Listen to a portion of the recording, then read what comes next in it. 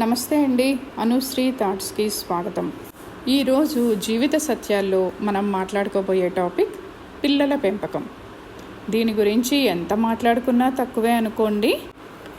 ఈ రోజుల్లో భార్యాభర్తలకు అతి క్లిష్టమైన అంశాల్లో పిల్లల పెంపకం ఒకటి.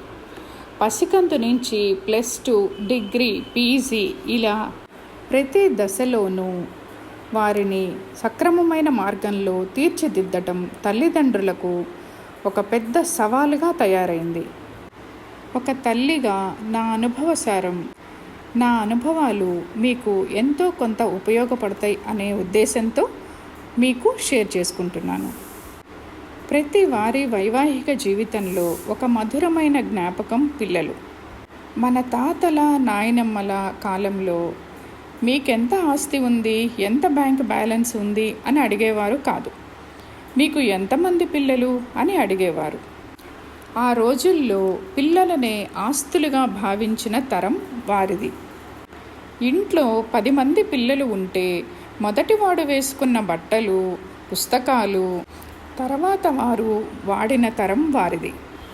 కానీ ఈ తరానికి అస్సలు నచ్చని, మింగుడు పడని పదాలు అడ్జస్ట్మెంట్ అండ్ కాంప్రమైజ్. నిజానికి అది వారి తప్పు కాదు అంటాను నేను. ఎందుకంటే 1960, 1970 జనరేషన్లో తల్లిదండ్రుల దగ్గర అంత స్వతంత్రం ఉండేది కాదు.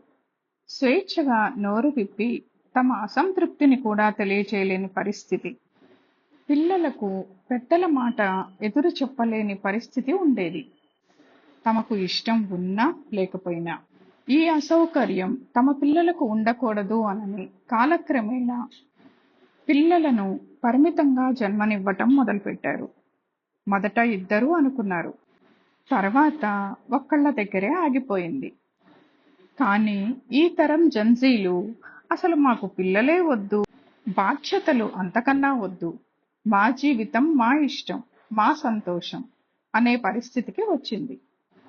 తెల్లవారితే ఉరుకులు పరుగులు, డబ్బే సర్వస్వం, ఎవరి సంతోషం వారిది, ఎవరి కంఫర్ట్స్ వారివి అనుకునే ఈ జెన్జీ జనరేషన్ వారికి పిల్లలు ఒక బరువైన అన్అవాయిడబుల్ రెస్పాన్సిబిలిటీగా ఫీల్ అవుతున్నారు.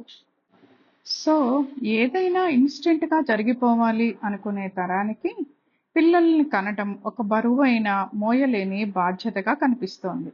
ఎందుకంటే ఇన్స్టెంట్గా పిల్లలు పుట్టి పెరగలేరు కదా. ఈ అభిప్రాయాలకు, ఈ ఆలోచనలకు వారి దగ్గర కారణం లేకపోలేదండి. వారు ఎలా పెరిగారో వాళ్ళకి తెలుసు.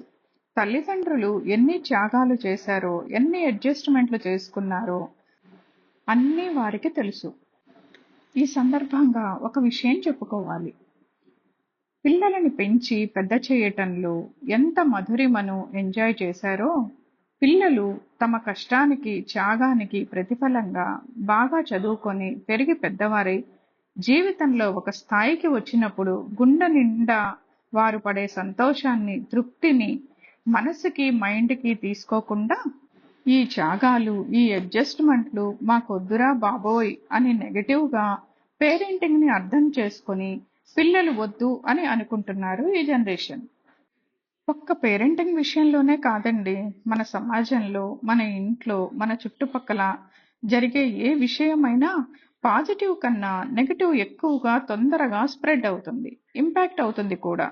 కానీ దానిని విడమరచి ఎప్పటికప్పుడు చక్కటి కౌన్సిలింగ్తో పిల్లల మనస్సులను భద్రంగా ఉంచాల్సిన బాధ్యత తల్లిదండ్రులదేనండి. కానీ తల్లి, తండ్రి ఇద్దరూ వర్కింగ్ అయినప్పుడు నైట్ కొంచెం టైం అయినా పిల్లలతో గడపాలి.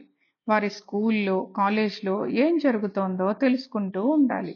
సమస్య వచ్చినప్పుడు వారు ఏ విధంగా స్పందిస్తున్నారో మానిటర్ చేస్తూ వారిని సక్రమమైన, సరియైన మార్గంలోకి మరల్చాలి.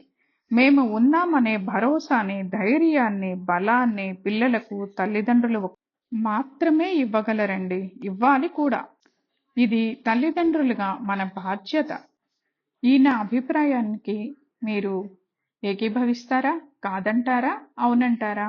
కామెంట్ సెక్షన్లో తెలియచేయండి. ఈ నా మాటలు మీకు నచ్చితే లైక్ చేయండి, సబ్స్క్రైబ్ చేయండి. Thank you.